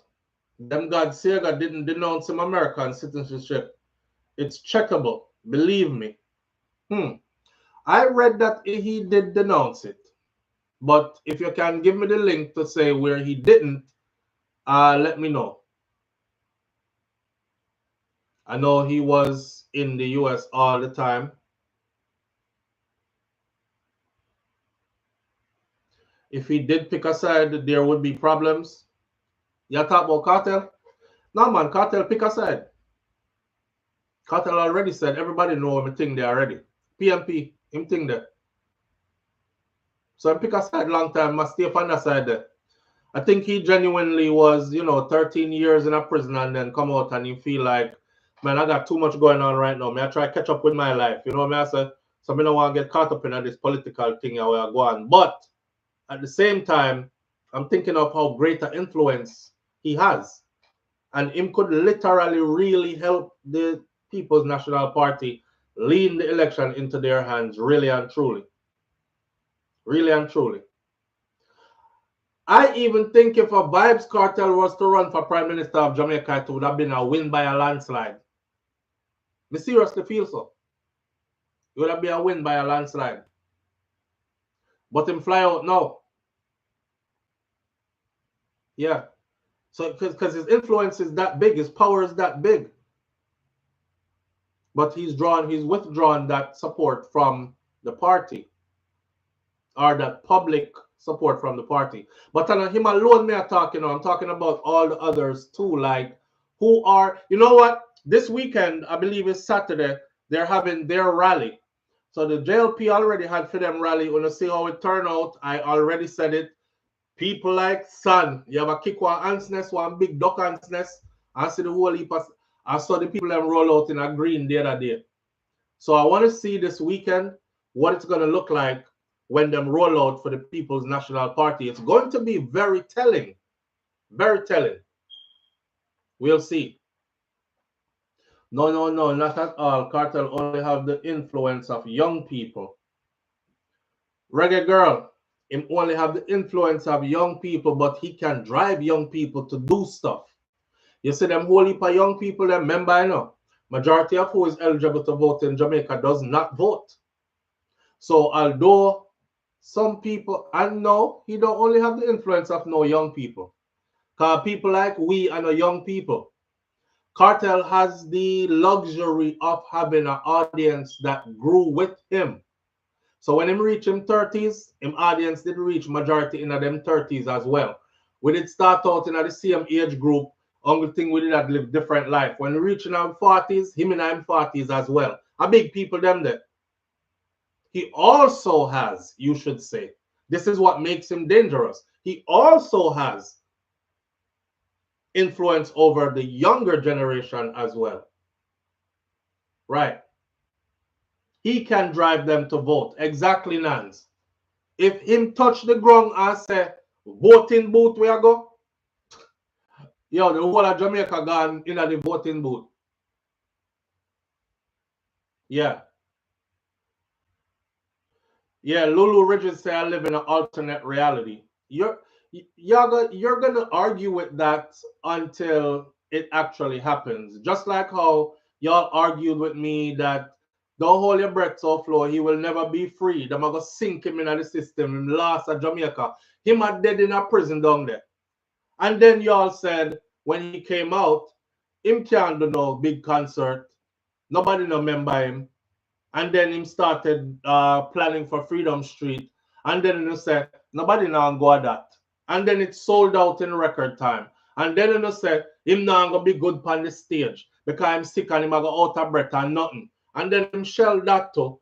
And then he will never fly again. Definitely not going to America. and then him get papers, and okay, so when him at the America do, and then he went to the Barclays, and then he did that back to back, lock it down, sell it out, and then he just keeps doing things that everybody, not everybody, but the doubters keep on saying he can't do. The man is that powerful, friend, and I know because he is ours, we don't tend to give credit where credit is due. We're the kind of people who more like try to downplay with one people them greatness. You know what I'm saying? Yeah, he famous, but he ain't that famous in my eyes. Yeah, him have power and influence, but in power and influence not really go that deep. You know, that's what we keep on doing. Well, doubters are there. Doubters are there, and you're doing your job. Your job is to doubt because you're a doubter. But that's how I see it. Maybe I live in an alternate maybe I live in an alternate reality, but my alternate reality always seems to play out accurately. Always seems to play out accurately. I've had a lot of drop jaws around here. SouFLo, oh, you know that. Oh, you didn't know that that's going to happen. You know? Believe me, man. Believe me when I tell you. Anyhow, we're going to move along from that. I encourage you to take some time to listen if you don't want to read some of the PNP Manifesto, as I will be doing over the weekend. All right? We went through the police killings, has gone past 200. I think that's crazy. So many more things to talk about here, but we're going to chop it up like this. There are 17 Jamaicans named in 2025 Chevening scholars.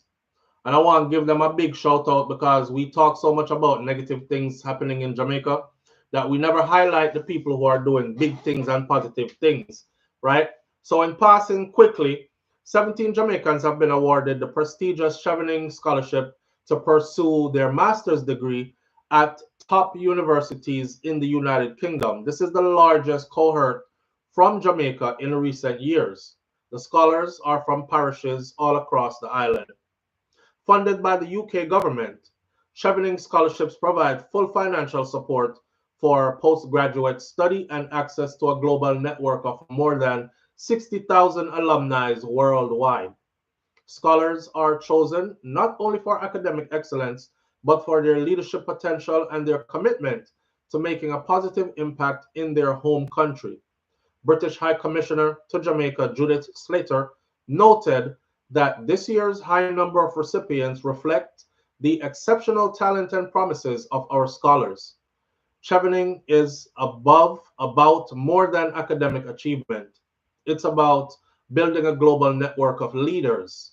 I am confident that these 17 Jamaican scholars will return home ready to drive positive change in Jamaica. The UK continued investment in Chevening and Commonwealth scholarships is evidence of our mission to help accelerate Jamaica's growth and development.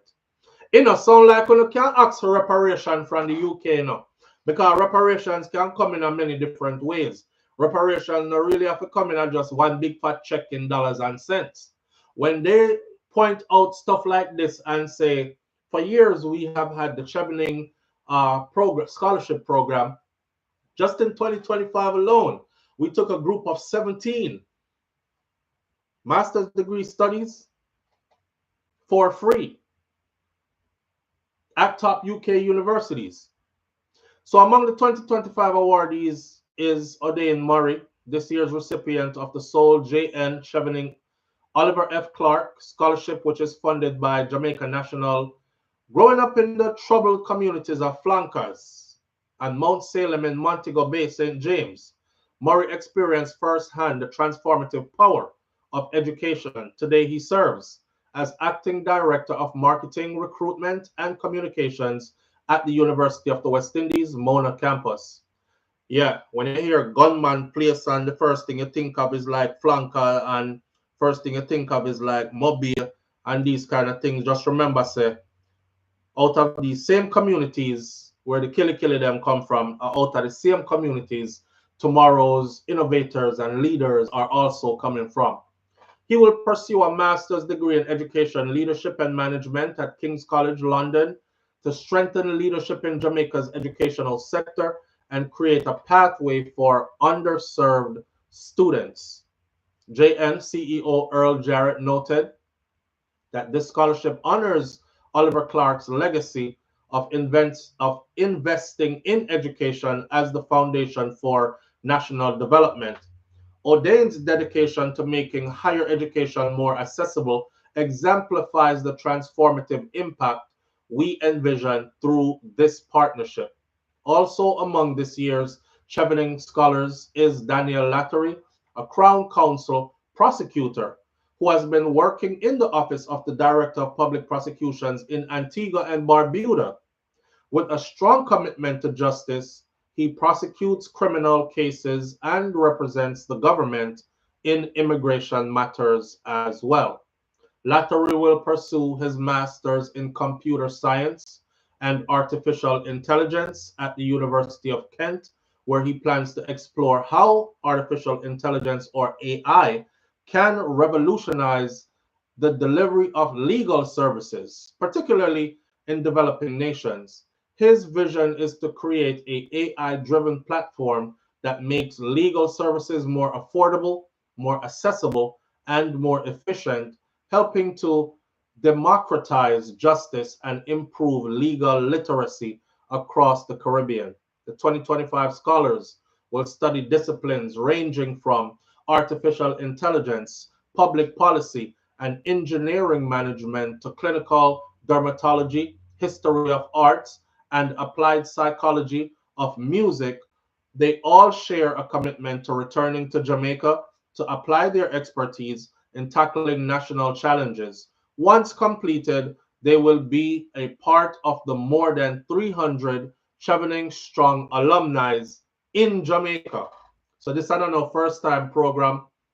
The UK can actually say so far we have walked 300 Jamaicans through a master's degree program free of cost.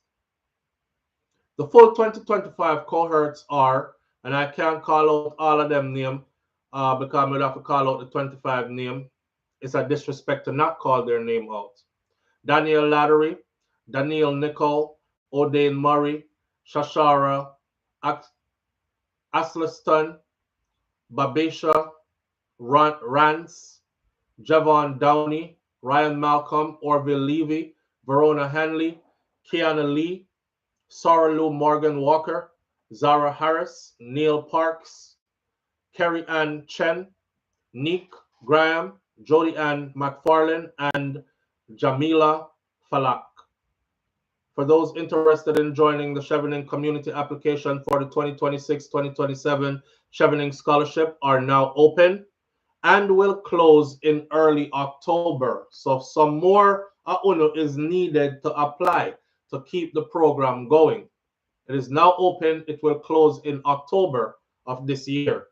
There is no age limit, and the applicants are from all backgrounds, and they are encouraged to apply from all backgrounds. So it's not an uptown thing. It's not a your parents have a whole heap of money and it's high society and know people thing. So apply yourself and go get yourself somewhere in life. These are opportunities that are available out there. Another great thing, so congratulations to them. Big up to them. These are our leaders of tomorrow, movers and shakers of tomorrow, who are doing great things. And we must also say shout out to the UK for providing the opportunity for them to be able to do so, right? All right. Another thing I would like to talk about in passing, come here, try wrap it all up. 12:30, we're out of here. The twins that went to Saudi Arabia. You know, Mr. Jamaica and everything, you know. When I say the twin them, I say, rotted boy, Jamaican have people with some last name when me never know say Jamaicans have them the name in the country. And then if them have Crocodile foreign, we have Crocodile Jamaica too. If them have conjoined twins, we have conjoined twins too. You know, it was just weird to see, but at the same time humbling to know say human conditions, and we are no different. anyways, given how our healthcare system is, I was worried for the Conjoined twins. All right. Them now talk about Siaga, who was born in the US. I saw the Conjoined twins were flown out of Jamaica into Saudi Arabia, and they are now there. They were flown there the 29th of July, and in implementation of the directives of custodian of the two holy mosques, King Salman bin Abdulaziz Al Saud and His Royal Highness Prince Mohammed bin Salam bin Abdulaziz Al Saud, Crown Prince and Prime Minister, Jamaica Conjoined twins, Azaria and Azura, they arrived in Riyadh with their parents for an evaluation to determine the feasibility of a separation surgery. The twins seem to be conjoined at the chest area. So it's two little girls, and they are, you can go Google them and see Jamaica Conjoined twins, and you'll see they're children, and I don't like putting up people's children pictures on my icons unless it was tragic and they have passed on already, that kind of stuff. So I don't really like to put them up there if they're still alive. If we had to do a story about an incident that happened where a child was in it, that's a different story, right? So, well, we don't have these expertise, so we are glad that the Kingdom of Saudi Arabia has decided to help. It is not something that they are experimental about. It is something that they are fluent with. They have done the most of these surgeries in the world, and they have the top surgeons who have separated many other conjoined twins who come from many different parts of the world. So the prognosis is looking good, like it's going to be good for the twins. I hope to see them completely removed from each other where they can go on to live their lives, right? All right. There's another one. The last one we're going to stop at is ICE. The other one is the Jamaican Orville Etoria.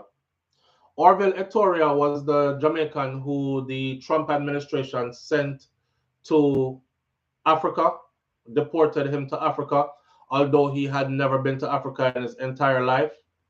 And now he is there in solitary confinement. And as much as he would love to return to Jamaica, there are some complications with his return. They last told us, meaning the Jamaican government, that they had no idea about him existing. And the US government did not reach out to them. So they had no idea of, or any way that they could have helped him either. But it is not true that they rejected him, because it was plastered in US news that these men are barbaric and their crimes were so heinous that even their own countries didn't want them back. Well, Jamaican authorities have already responded at a high level and said that's absolutely not true. They were never contacted. They don't know nothing about him, but they are now in talks. The update is that there is now official dialogue between Eswatini, officials in Eswatini, and Jamaica to get Orville home to his homeland. Orville was done wrong. He was done a grave injustice, my friend. When I found out about his crime at first, I said, you make your bed, you lay in it. Because I thought he was transferred from one prison to another prison. I mean, I said, boy, Trump a fling out people.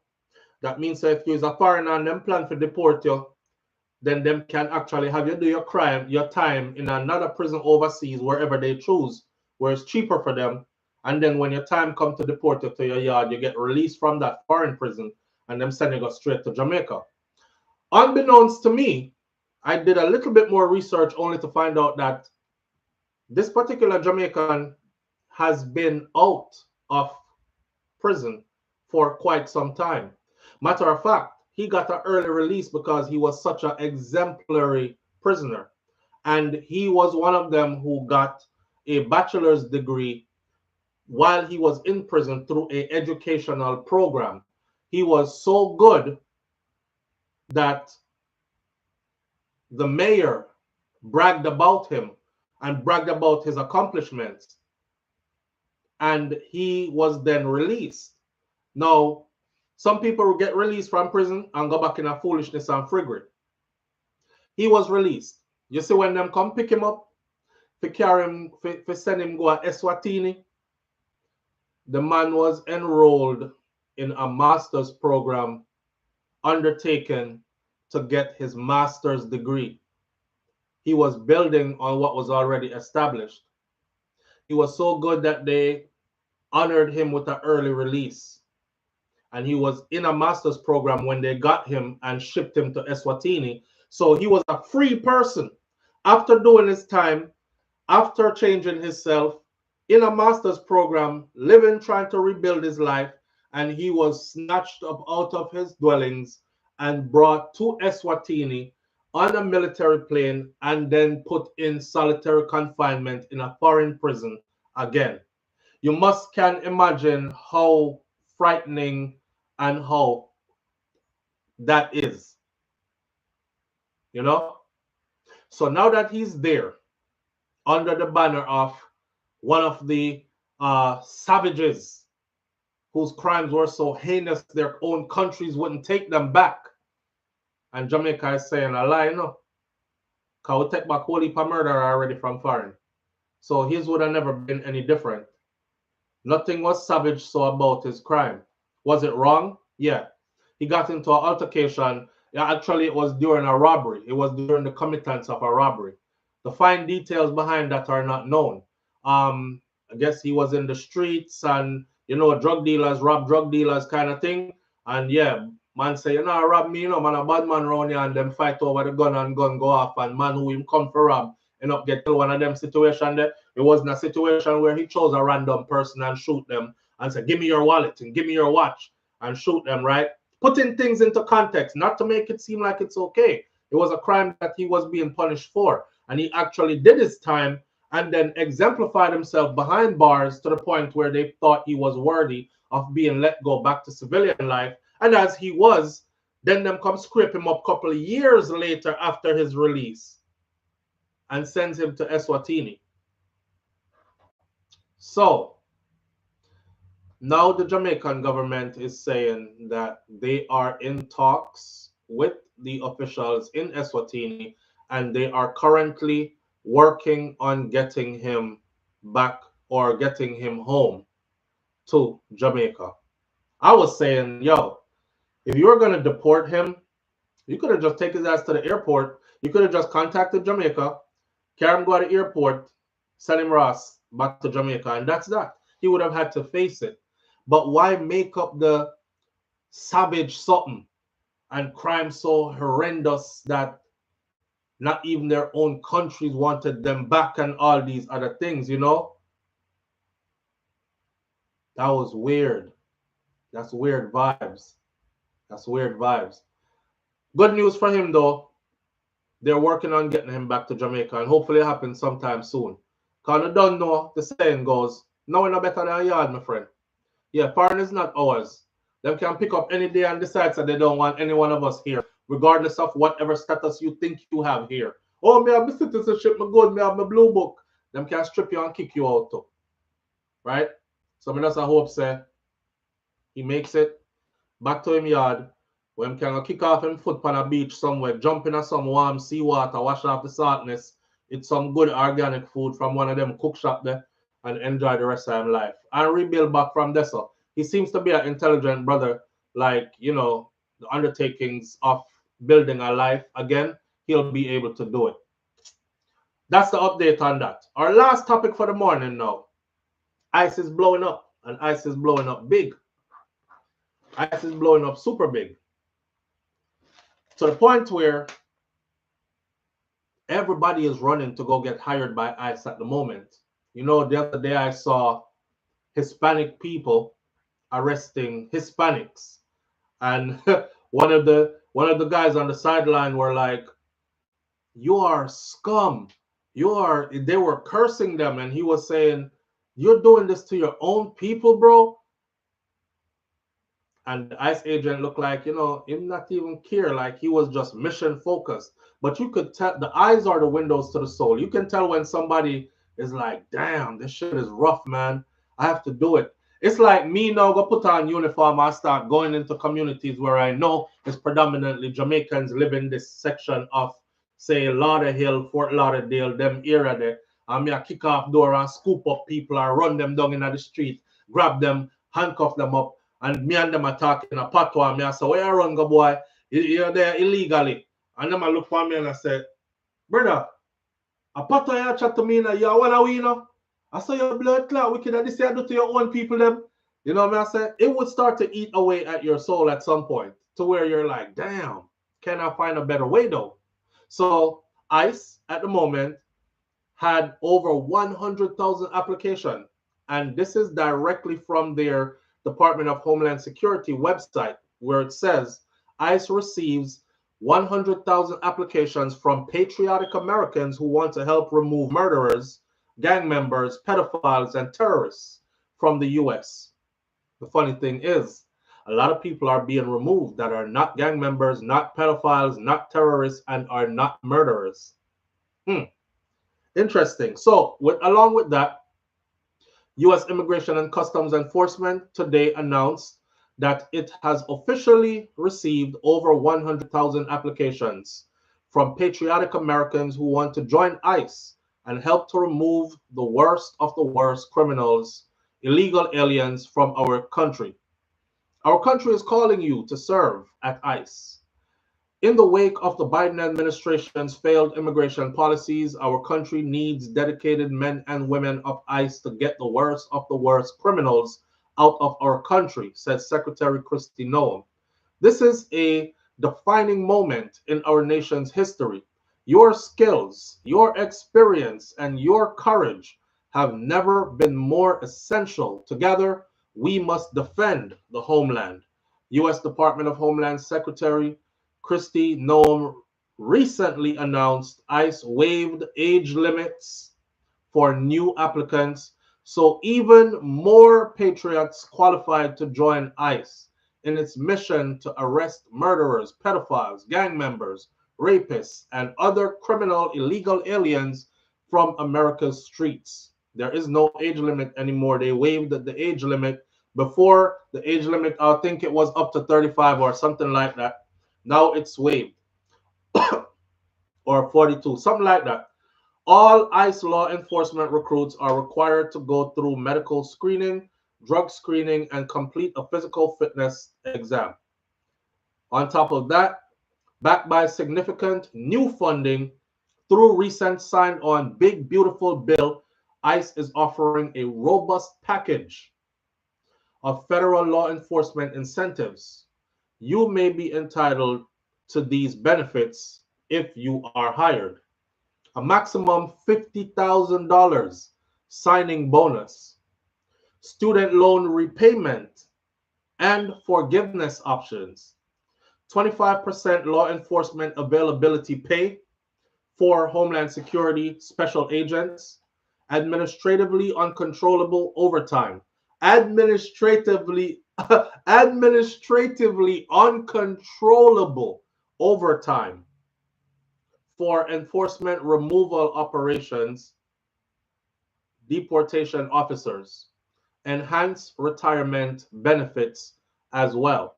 Now, for those of you who don't know the pay scale is as follows. ICE agents' hourly pay varies based on experience, location, and position, but generally it ranges from $17 an hour to $30 per hour. Entry-level agents can expect to earn around $17 to $18 per hour. That's starting out, while the more experienced agents can earn up to $30 per hour. Some positions like deportation officers, they can earn from $49,000 per year to $89,528 per year. These are the salaries. The salary, top salary, mid-range salary averages at $46,000 annually and $23 per hour. That is average.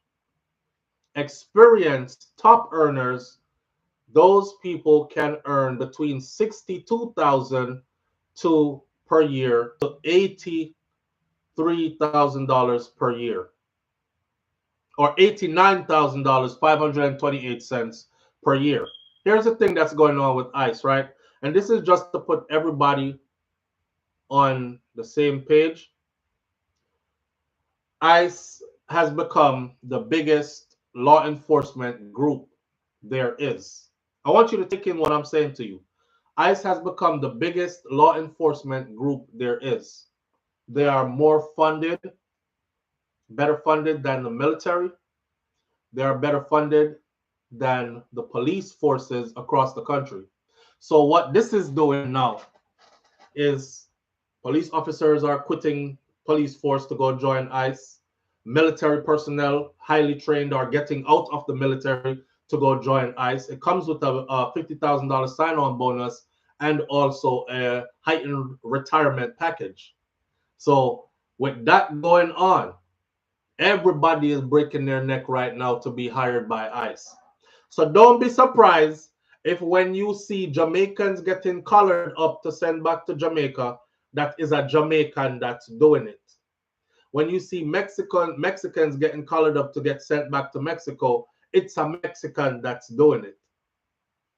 The incentives look nice, and many people in law enforcement don't get paid in that range and don't have those benefits that come with that. So they're figuring, I don't have to deploy. I don't have to be overseas. I could spend holidays with my family, and I get to do that work here on the soil at home. This is a better look for me.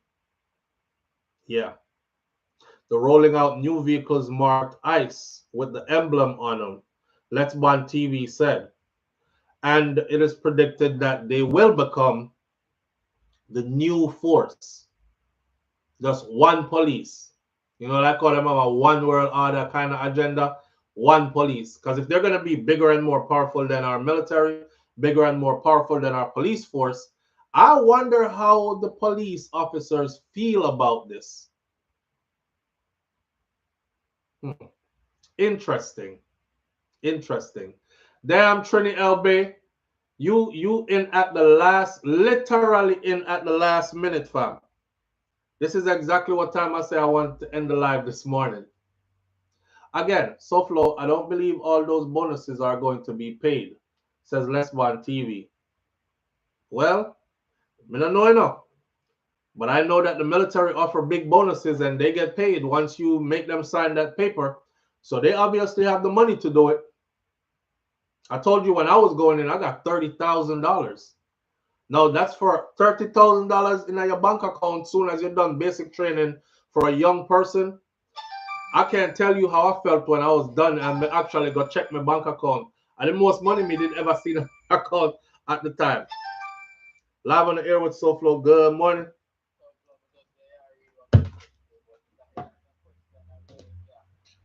Kato, this a man conniving and tan. Me just feel like say down the road, them are running a problem because these bonuses are not being paid. Me just feel so that I go on. All of this big bonus is just for drying the people. It's just like when you wanna say, you see, when you go into the army, see, and then promise to this and then promise to that. But a lot of people then know say, yo, if you never get them to sign the paper. This, you have to get them to sign that one piece of paper so you go get that. Yeah. I bet they're not going to tell them all of that. Well, you know what? If they are, let me just tell you, a lot of the people who are joined are people who have military experience. Them are left out military now for go join, go work with ICE. And if they have that experience behind them, it's a typical saying in the army or in the military, don't accept anything word of mouth. Everything is signed, a signed document. So them already are going to know that if they're heading there. And if that's how you depend on them, I'll get them bonus. It's a huge bonus that.